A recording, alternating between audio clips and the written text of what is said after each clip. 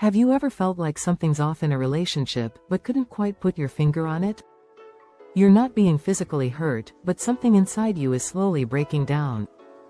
Welcome to the world of emotional neglect, an issue so subtle, it's often overlooked, yet it can leave scars deeper than we realize. But is emotional neglect a form of abuse, or are we just too sensitive to the reality of human connection?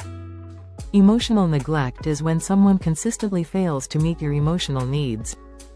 It's the feeling of being unseen, unheard, or unloved, despite being physically present. It's the absence of empathy, validation, and genuine care, leaving you to feel like you don't matter.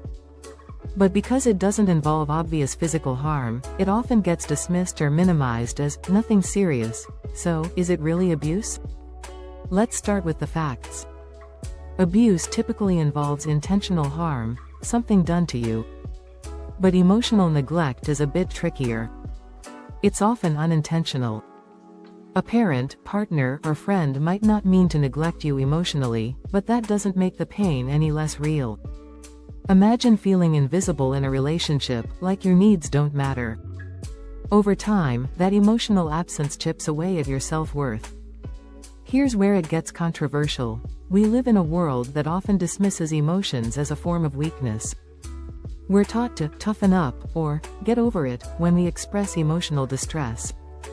This creates a dangerous narrative where emotional neglect is seen as a trivial issue, or worse, as a personal flaw. But could this attitude be allowing a form of abuse to go unchecked? Now, think about it. Can neglect ever truly be non-abusive if it leads to long-term emotional damage? If it results in anxiety, depression, or low self-esteem, can we really just call it a rough patch, or sensitive overthinking? The scars of emotional neglect might not be visible, but they impact your mental health just as much as physical abuse. And here's where it gets even murkier.